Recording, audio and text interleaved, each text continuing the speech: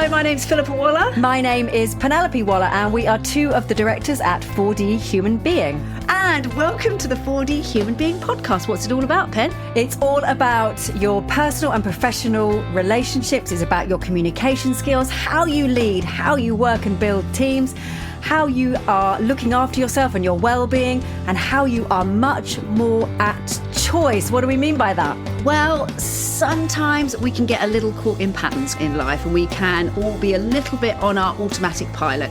So 4D Human Being is all about helping us get back to choice and being a four-dimensional human being. And your fourth dimension, of course, is intention. So whether it's about your impact, your leadership style, your team dynamics, whether it's about your well-being, whether it's about your communication or your presentation skills, anything that involves human beings interacting with other human beings, 4D Human Being are here to help.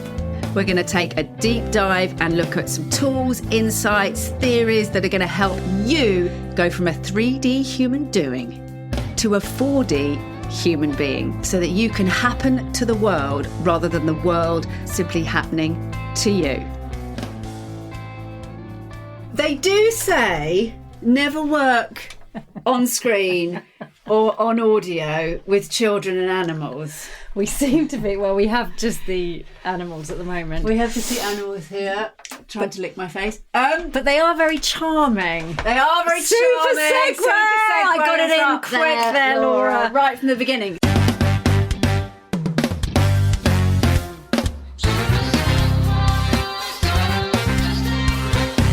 So, Charm. are you good to work with? In other words, do you have... Never work with animals. Are you good to work with? Water. Are you good to work with? Do you have charm? CHARM, and that is our acronym. And the reason we're asking this question before we unpack what charm stands for is because how often do we question whether somebody else is good to work with? 100%. I mean, I don't. It's just I don't know what to say really. It's where the focus is, isn't it? Well, if something's not really working, it's because they're not good. yes. To work Well, with. very often, as we say, when we introduce our 4D2C, 4-dimension 2 context model, and we like to be playful in the room or virtually when we're delivering this model, and we very often say, this is how to think about yourself as a human being, but of course we don't live in a vacuum, unfortunately. We live in the context of other people and the environment. On which I was saying to someone the other day, we were talking about relationships, and they said, yeah, it sort of worked for a while during the pandemic, and then we broke up. And they ended up saying, I suppose, you can sort of get on with anybody on a desert island, which was sort of what the pandemic was. Yeah. And I thought, yes, if you lived in a vacuum, Yeah. you could probably work with anybody. Yes. But we don't live in a vacuum. No, and particularly in the workplace, we really don't live in a vacuum. It's dynamic. Exactly. Dynamic-tastic. Exactly. We very much really do need to work with other people, and therefore, yes, of course, recognise the traits in other people that kind of do or don't work for you, and feedback is always useful, open conversations are always useful, and as we so often say, one of the most impactful things you can do as a human being and as a leader is turn the mirror on yourself. Woo! And not always comfy. And reflect on, actually, am I a good person to work with? I mean... And if your answer to that is yes, move on, I would just kind of open that up a little bit. Or if your answer is yes, for everybody. Everybody must find me good to work with. I'm really good to work with. Let me tell you, not for everyone. And I think you very often say we are 100% responsible for our own responses in life, and we're 50% responsible for relationships. And if we think about relationships at work, whether that's with a boss or with your colleagues or your peers, you are 50% responsible for that. So you're not 100% responsible for that, and you need to take a look at yourself. Yes. Because you have half of the responsibility for that relationship. You're responsible for half the relationship and 100% of your response to that. Yeah, exactly. Yeah. I love that. So, charm. So firstly, it is a really good acronym. Yeah. Well, firstly, see what happens if you ask yourself the question, am I good to work with? are you good to work with? So first of all, ask that. And also notice how many people, maybe historically, but certainly currently, when you look around whether it's clients, partners, colleagues, team members, as you kind of scan your work horizon, just notice how many people I'm going to say the word judging. I'm going to say it because we do. You're judging as on the scale of 0 to 10. Yeah. 0 hellish. Yeah. Don't even want to be breathing the same air as them in a work project. In fact, would avoid an opportunity so as not to work with that person. Right up to 10, I would, jump off a whatever, I'd do anything to work with that person. They're just so amazing to work with. It's always brilliant. It's always fun. I always feel amazing. I learn so much. They make me feel great, etc., etc. So just notice across the span, people will be rated on your scale of are you good to work with. Yeah. But you will just be looking at that scale. You won't be on the scale. No, you'll have your own scale out there in the world, in the ether. But other people are putting you on a scale. Yeah. So, and you'll have a different score from everybody, to be fair. Yes, of course you will. But a really, really good question to ask is, are you good to work with? And we are going to help you become more charming, better to work with. Because if you're better to work with, you're going to get more opportunities. You're going to be recommended a lot more in your network. Your value literally will go up because the more people that want to work with you, the more precious your time is. So your value goes through the roof. You'll be recognised as a leader because people will want to work with you. So followship. Yes. And also, we've been talking about this a lot in terms of sort of career progression and hitting the ceiling. When people feel frustrated that they want a seat at the table and they can't seem to break through, the more you're good to work with, the more your bank is just full of people saying, get them a seat at your table. You want that person at your table. Yeah. And that means that being good to work with means that a lot of that grind of trying to get recognition is done for you. Do you know, Phil, I say this so much to people because networking is a really, really important piece at any stage of your career. Arguably, perhaps as you get more and more senior, it becomes increasingly important because you're very often the person that needs to have those customer contacts or internal contacts. It's so hugely important. And yes, we can absolutely develop the skill set and the actions to build that very network. Collaborative of your dog to have done what he just did from his end. From his ear. I mean, I would say, I'm sorry to interrupt you, but I would say when it comes to collaboration and being good to work with, being a bit of a guffer is not necessarily your best asset. I don't think collaboration is top of his list, Phil. I'm not going to lie. I think he's I'm an island. Exactly. Just look after me. Sorry. So we can absolutely give tips, tools, ideas, activities to really expand your network, broaden, how you're seen out there in the world. But exactly as you've said, in an ideal world, you will have people that are just consistently sending you emails, banging on your door saying, I'm over in so-and-so place. Are you available? Can I meet you? Rather than you trying. Yeah, or I want to introduce you to get meetings with them. Absolutely. Yeah, you want to be the obvious port of call because of how you are amazing to work with for so many different reasons. Well, exactly. And actually, it's much harder work to do your own PR strategy from the ground up than just to be consistently good to work with. Like, if you're just consistently good to work with, you've already recruited, tens and hundreds of PR agents out there working for you. Whereas if you're not very good to work with, boy, you've got a real job on your hands to sell yourself in. Totally. And exactly as again we talk about so often is, it's not that we can't be objective as human beings. It's not that we can't look at performance, output, kind of regardless of how connected we are to somebody or how much we like them or how much we know them. It's not that we can't be objective, but we are busy. We are very busy people and we are human beings. And at the end of the day, if there is somebody in your network that you just know is really, really easy to connect with and will be great to work with because they'll just make you, as you said, make you feel good, get things done, you're just going to pick the phone up to them first. Well, let me tell you, it works the same in your organisation as it does in Hollywood because casting directors, it's like, who's good? Who have I seen recently and who's really easy to work with, who's good to work with? And that's who's going to get the work. Yeah. Because you're top of mind.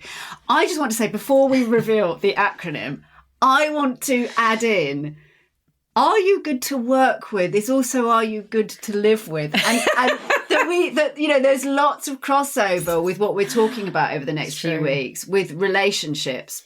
Yeah, hold that mirror up at home as well. Well, Pen, and you do help me do that. You do help me do that. That actually all of these aspects, all of these qualities, we can ask ourselves over the kitchen sink as much, and over, who's taking the bins out. It's always the bins, isn't it? Yeah. As much as are we good to work with at work, because it's the same qualities, isn't it?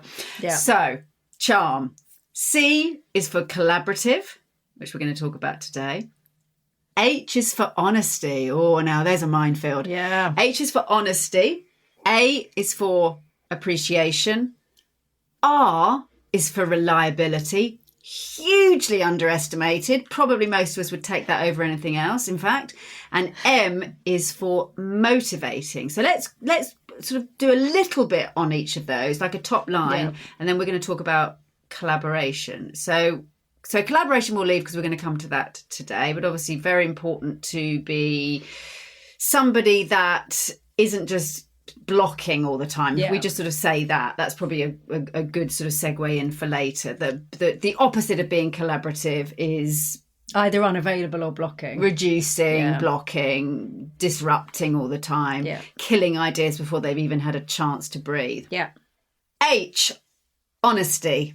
Yeah, I really like this one, and when we were speaking, why about is it this, important? Well, because if there isn't any sense of trust and openness and honesty in a relationship or in a team, it's like you haven't got any foundation on which to build in terms of building, commitment to shared goals, actions, performance, commitment, being accountable for what you have or haven't done. If there's no trust kind of sitting underneath, then the research shows that the rest of those things are very unlikely to happen. Yeah. So it's hugely important. Yeah. And like we said when we were talking about this when we were doing some social media pieces for this campaign, it's absolutely not that you have to reveal absolutely everything about yourself in a situation.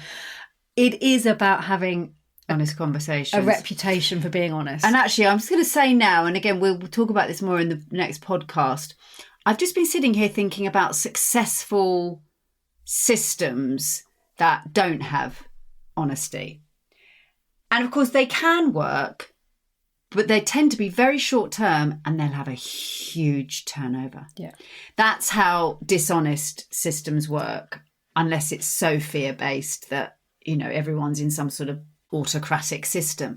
But actually you probably can think of systems that are dishonest, but they'll probably have a high burnout and high turnover. So your well-being and creativity and new ideas and all of that makes us so human, it's nowhere to be seen. Like that's just going to be crushed. So they're not good for you. They're not good to work in.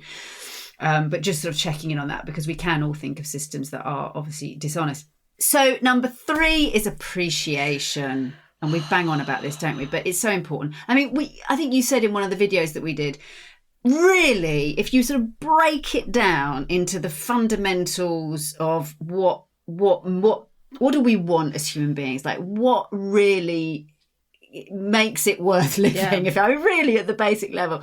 And it really is being seen and being valued. And I suppose we could add, being loved. But really, if we think about the workplace, it's being seen and being valued. I remember you saying to me, a real kind of sort of existential level, I remember you saying to me, human beings are like little bubbles on a wave, that kind of a wave rises up and we're little bubbles on it and we're there for that very short period of time.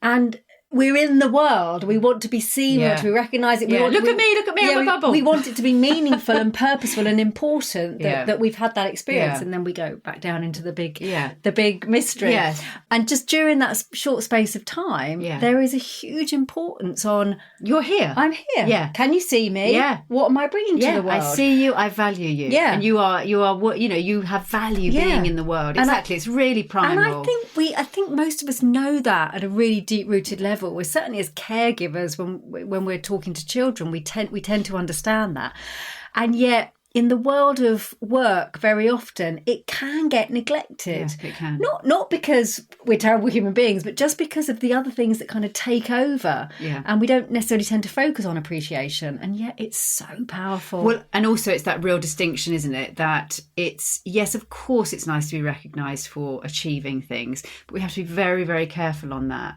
it becomes about output and it becomes about the results and the thing that's done, as opposed to the person who's doing them. So it's also recognising both of input those things, and effort and particular personal qualities, difference of thinking, all of those things. Yeah. R is for reliability. Do you know what's really interesting about this one is that when I'm doing work with clients around kind of personal profile and reputation, if you ask them to give you 3 words that they would like people to describe them, very often reliable is kind of is really high up there. Yeah. So we understand and recognise it as a hugely important human quality when we're working in teams. And I think there's a very good reason for that. Yeah. In terms of trust, there's a number of ways of building trust in teams, and reliability and consistency is right up there. I feel like it's a bit of an evolution, because I think we may, and maybe this is partly cultural, that we can be slightly drawn to the sort of flashy kind of maverick. Yeah, or, that sort of the charisma, or the sort of, I don't know, somebody presenting in an exciting way. And that's all fine. Like, that can be great. And of course, it's fun to be around those people.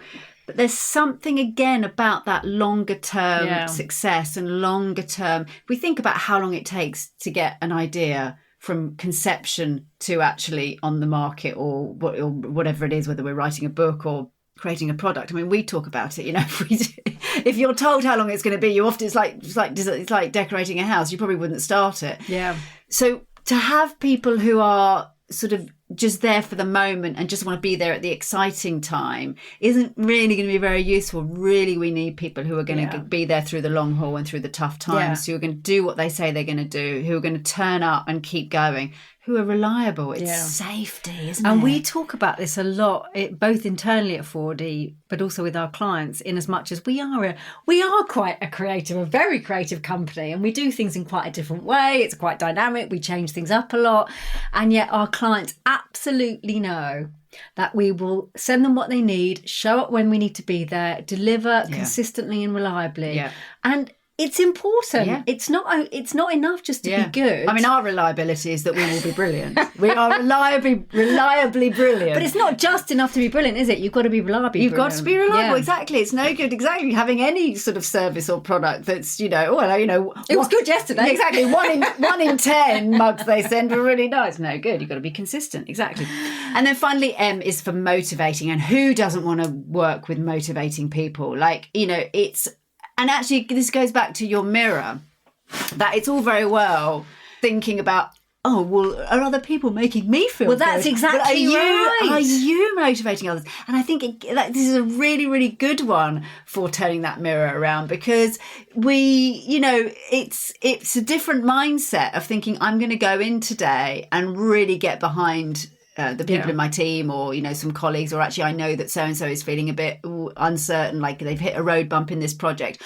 I'm going to be the person who's going to energize them and keep them going. Like, that is a very different role. Yeah, the role of motivating is not always somebody else's role. No, it's easy to think, well, that's the leader's role, or that's the CEO's role, or whoever it might be.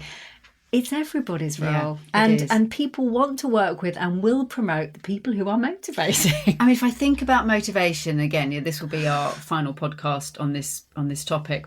How much pleasure I have had and do have from motivating people that I work with, and be that people within 4D or clients or even therapy clients, to believe in themselves. And actually, I talk a lot in therapy about when people start a therapeutic journey and actually they feel hopeless, or they feel very low in motivation and energy and drive. I will actually be quite explicit with them, and if the topic comes up and they express the idea that actually I really can't see that that's possible, or I can't imagine that would be the case, I often will say something like, I'm going to hold that for you until you can hold it. And there's something about that motivating space that is so joyous when you can hand that over to someone and go, no, you've got the belief now, you have it, run with it. But I've helped you get there.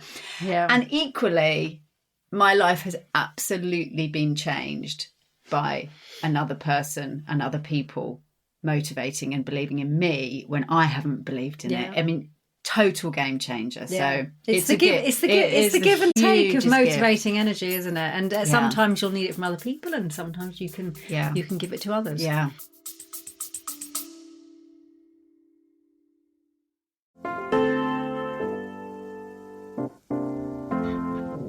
A quick word from us at 4D Human Being. If you're enjoying the show, please do click follow so that you can have the 4D Human Being podcast instantly in your feed. And we'd love it if you liked and reviewed us. Let us know what you think.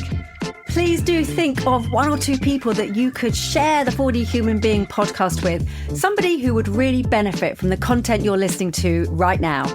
Back to the show.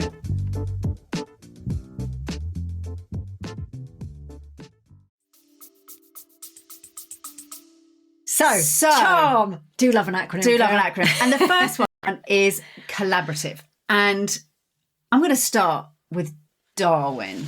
Oh, yes. Yeah. So it's an interesting one, isn't it? The idea of the lone genius. Yeah. And we talk about this in creativity a lot, that even when you think about somebody that you think is a solo lone genius, like Darwin's a good example, because we think about him as the sort of discoverer of the idea of evolution, although other discoverers were available, just didn't write the book in time. Wallace, wasn't it? Alfred Wallace was another one who was contemporary. But the thing about Darwin was he actually put his thoughts aside for, I think it was like a decade after he'd been to the Galapagos Islands and studied the birds, etc., the finches, and he jotted all these ideas down, and he'd put them aside for his religious beliefs. He didn't quite know how he could marry it. And it was only a few years later, I think, he'd sent these sketches to a man called John Gould. I think it was Cambridge University. And John Gould started noodling around with these sketches and started seeing some links. And he had some thoughts on how this had happened and finally sent them back to Darwin. And it was a missing piece for him. And then everything came together. And then he did eventually publish. And what I love about that story is it really blows that myth out of the water that actually collaboration isn't necessary, that actually you can have ideas completely on your own. You know, there's other ways to look at it, isn't it? That, you know, any great invention, you're standing on the shoulder of giants. Yeah. That even if it's not someone of a contemporary, it might be people who've come before you and had ideas. Like you're collaborating with somebody, whether it's people from the past or people now. It's actually quite hard to think of lone genius examples in history. I mean, even Tom Hanks on the island had a football. Well, exactly. He had Wilson. But I mean, even recently, if you think about Steve Jobs and the people that were around him, or I remember reading about Usain Bolt, and I mean, phenomenal achievements of a single individual. But he spoke about the team that was around him that helped him to do that. So it's really hard to think of an example where a lone island can do it. It's not. It's just not how we work. And actually, when we think about human beings, and I love this about our own evolution, we often talk about survival of the fittest, but actually that's not really what, when you burrow down, it's not really what's being said about the theory of evolution. It's actually much more about our ability to adapt and collaborate. And it's our collaboration as human beings that has made us so successful. You know, when people say, well, what makes us stand out? It's our ability to communicate and collaborate, which has led to the crazy levels of innovation that we have. Yeah. And the last thing to say on that, which we'll talk about a bit more, is that if we think about the John Gould and Darwin example, or maybe Lennon and McCartney at different times in their partnership, is that you may have a different role in that collaboration. Yes. Is that sometimes you're the sounding board, or sometimes you're the container. I think the South Park writers talk about this as well, that one is much more the agentic ideas, but actually they would not happen without the other person. So if you're thinking about collaboration in the workplace, you don't always have to be the one in the centre of the room shouting out the ideas. Yeah. Collaboration can come in nudges and listening and tiny moments or agreements or, as I say, nudging somebody along and going, yeah, carry on with that, keep going with that, move along with that. Like collaboration isn't just about people trying to shout their own ideas into the centre. No, totally. And I think what's interesting about that is we'll talk specifically about some tips around kind of in the moment collaboration, and how your behaviours and your language can be much more collaborative. And of course, it is also at a broader level, it's about recognising your strengths and qualities that you bring to a collaborative process, but also appreciating the skills and strengths that other people bring to that collaborative process, which will be different to yours. Yeah. Sometimes if we don't recognise those, but collaboration can break down because we can feel like it's not fair, they should be doing that. So it's partly about that meta level of recognition of yours and others' qualities, and then at a sort of a micro level in the moment, it's the language that you use to make collaboration happen day to day. Absolutely. And if we think about the word at a time game in improv, where you're literally building a story a word at a time, we'll often use that game to start the conversation around collaboration and good communication, is that you have to hold your own ideas lightly, be ready to put your ideas in and to build with somebody else, but to be ready to go drop your own and change and go somewhere else. And I would even add to that, you need to be ready and present, but also able to give space to other people and to listen. And it's that is what makes really, really great collaborators. Yes, have ideas, but don't panic.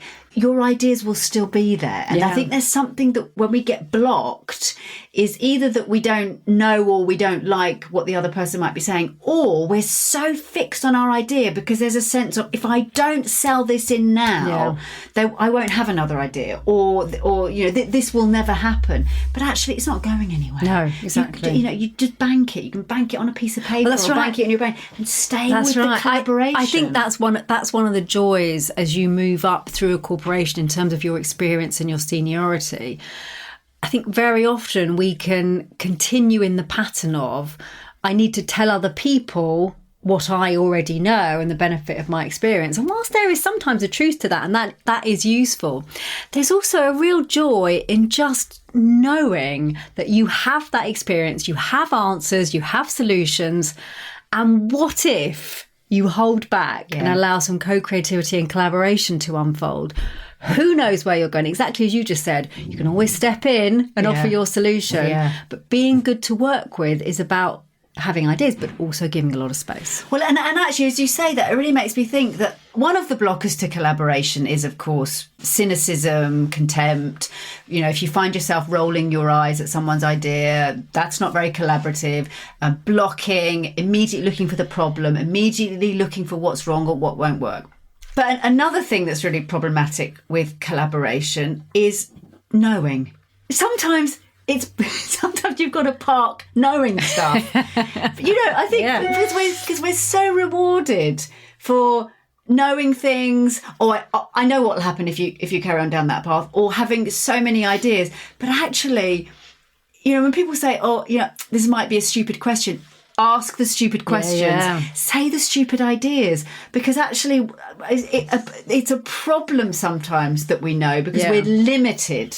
Because we only know what we know, which is not it's not the collaborative building. That's building something we don't know. We have to sort of get over ourselves about knowing. Exactly, and not only in terms of broadening out the scope of possibility and possible ideas that will then come through.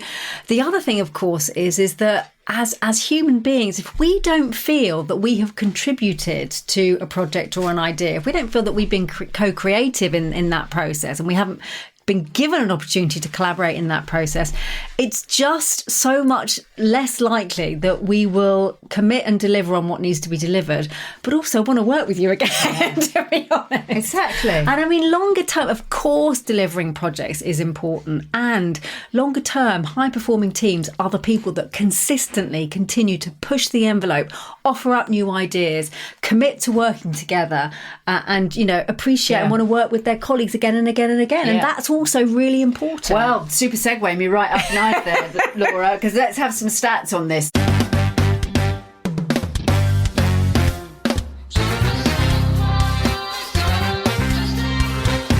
So team collaboration leads to 41% increase in customer satisfaction, much better project outcomes. Leaders find that there's 30% higher productivity, and one study actually found 50% higher productivity in collaborative workplaces, 21% higher profitability. Another study found 27%, so not dissimilar, in increased sales.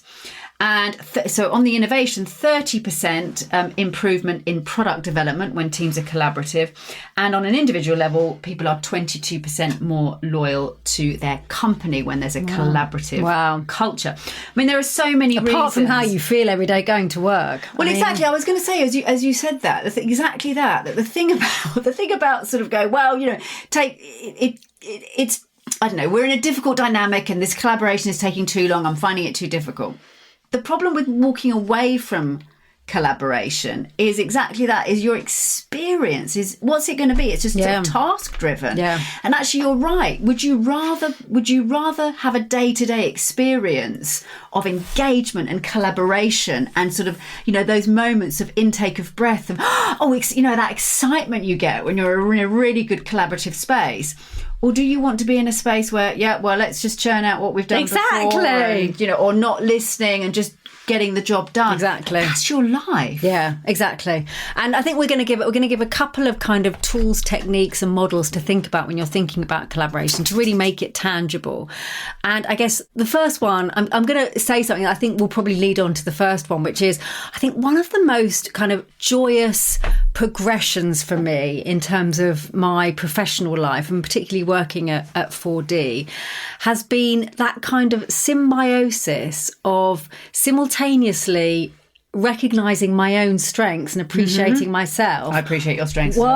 Whilst recognising the qualities and strengths that other people have, which are very different to mine. Yeah. And we're a small team at 4D, but we're quite diverse in terms of what we bring. Yeah. And I think sometimes the mistake we can make in teams is we think, well, they should be doing what I'm doing.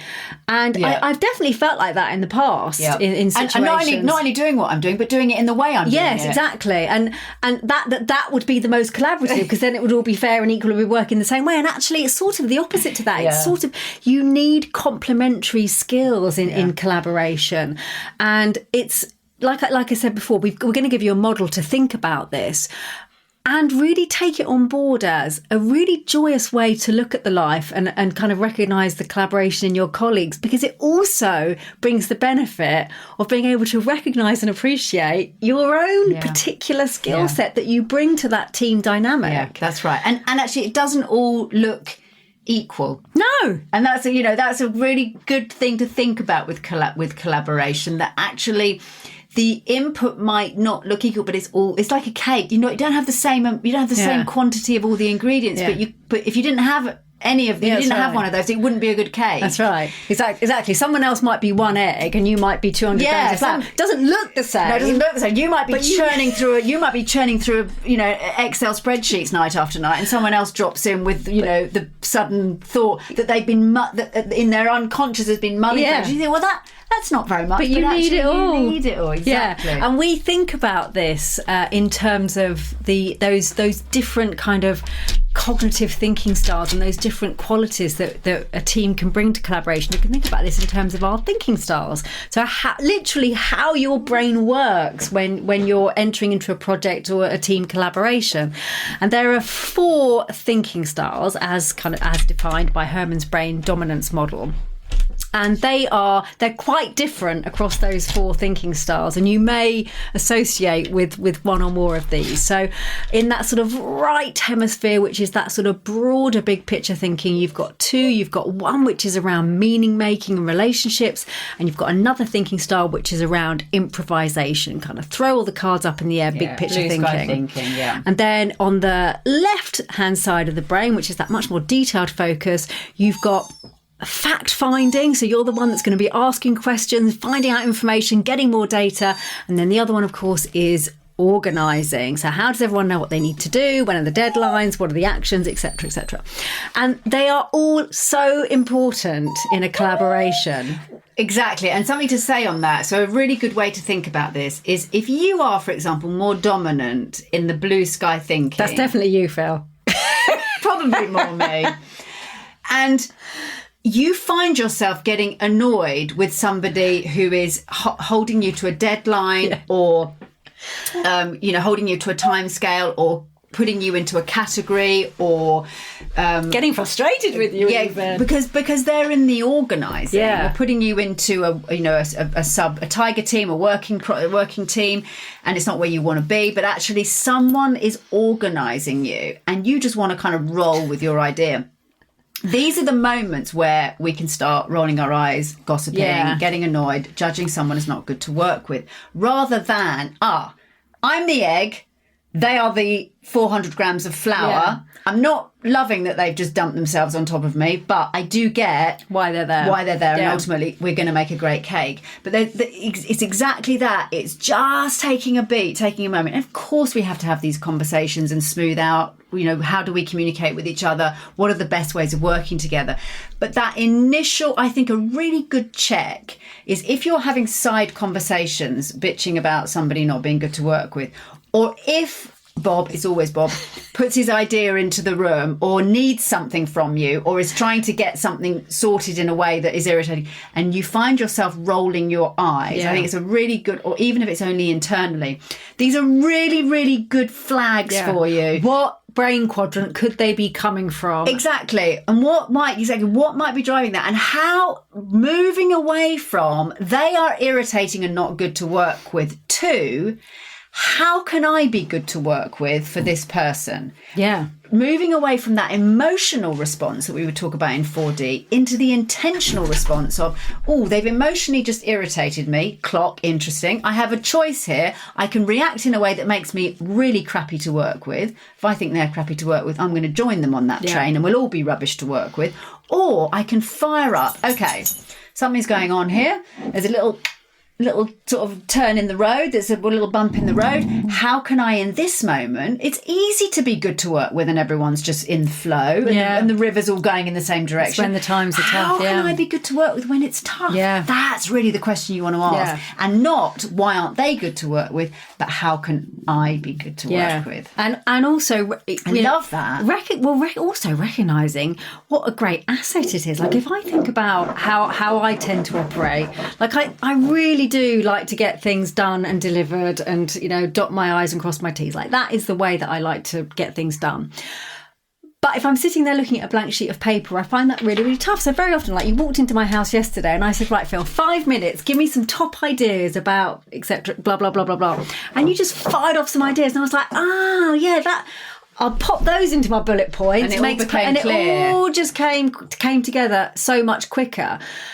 But if I had presented you with a 10-page document full of bullet points, probably wouldn't have got the same kind of quick collaboration. So it's recognising what can other people bring to the collaboration really quickly. Well, that is a really good point, isn't it, on your own process. I mean, we're sort of touching into creativity here, but your own process. And if you find somebody uncollaborative because they're not reading your 10-page report, that... It's not necessarily about being collaborative. It's about how they need to engage with each other. How can they be collaborative? How are you playing to your strengths? Yeah, and I think those 4 brain quadrants are a brilliant way to really, really help yourself and help other people to be more collaborative. Exactly, and you can think about, okay, what is the quickest way for me to build on this or to unlock something in them, rather than how can I dump a load of information on them? Exactly. Or put them in a blank page space that's going to completely fry their brain for an hour.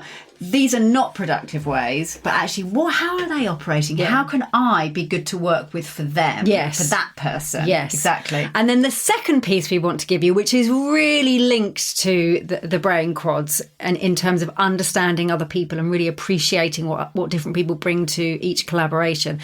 And it's a very specific language tool, the second tip we're going to give you. And we have mentioned this before. You will not be surprised to hear it.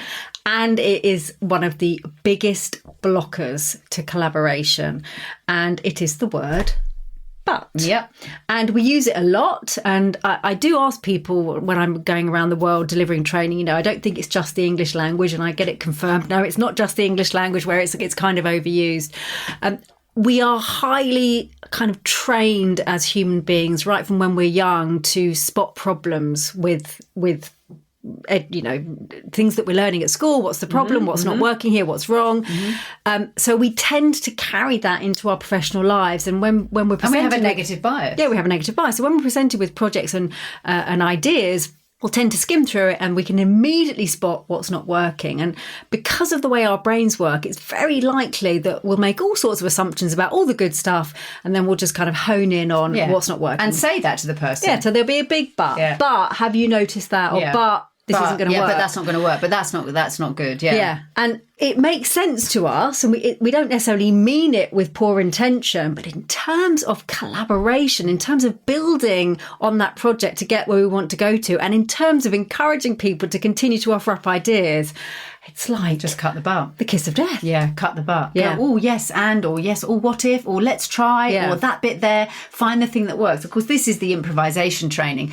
That's really the practice and the training of becoming a good improviser, is you drill again and again how to look for the gift that you can build on. You're not looking for the problem because everything collapses. You're always looking for what you can build on. Well, it's also that I think most of us kind of recognise the problems. I think very often sometimes perhaps we're suggesting a problem that other people haven't noticed or recognised, but very often we all know what the issues and problems are. Yes, but actually, I'll cut the butt. And a wonderful way to think about being really collaborative is, rather than being another person who can spot the problem, which, as you say, a lot of people can. And it's not to say it's not a useful, there's a time and a place for definitely spotting. If we do that, everyone's going to, the stairs won't hold and everyone will fall off the side. I mean, it's good, we need a banister. Definitely good. Right, fine. Actually, if you can be the person who can spot the gem in amongst all of the rocks, you can see the thing that's going to potentially be the seed of something that's really going to work. Boy, are you going to be good to work with. Yeah. And in improv, we talk about being good to play with. We talk about giving your partner a good time. What if you went into work tomorrow, or went into your next meeting or team meeting or project meeting with the idea of giving the people around there a really good time? How can you give them a good time in this project and be good to play with? If you set that intention, that is going to change the game in terms of the language that you use and what you're looking for in the room. And the last thing I'm going to add onto this is, how can you apply some of this to your home life? So if your partner or a family member or a friend is, I don't know, if you're planning a trip or booking a holiday or organising anything between you, notice whether or not you find that when they say a coach trip and you go, oh, it's going to be long, it's going to be tiring. See if you can find something. Oh, I wonder if, or what if we did the road trip? Or maybe it is a coach trip. And I wonder if we could, do a podcast along the way of all the stops, or what is possible in some of these suggestions, rather than, what's not going to work? Rolly-eyed, go to bed in a huff. It's looking for what might work, looking to build. It'll change your life in terms of your home life and your work life. So, and just think about how you feel about other people who respond to you like that. It's joyous. I love it when people respond to me like that. It's expansive, isn't it? It's my responsibility to respond to other people like that. Absolutely. Be the John Gould to your friend and colleagues Darwin. Expand their new theories and ideas, and you might just change the game. Thank you so much for listening to this episode of the 4D Human Being podcast. We hope you enjoyed the show. Do take on board some of the insights, tools and tips, because every time that you try something new to get back to choice, you are making a vote for the you that you want to become. And I love that phrase, Pen. I do too. And please do share this episode with somebody that you know would really benefit from the lessons and learnings we've been chatting about today. And of course, if you're interested in more from 4D Human Being, do get in touch. We run workshops, trainings, online, in person, conference events and keynotes. We've got the 4D On Demand platform for your whole organisation. And we do have a free Essentials membership where anybody can sign up for absolutely free to access some of our insights, tools and tips. So do get in touch with us if you'd like to hear more. We cannot wait to hear from you and to carry on the conversation.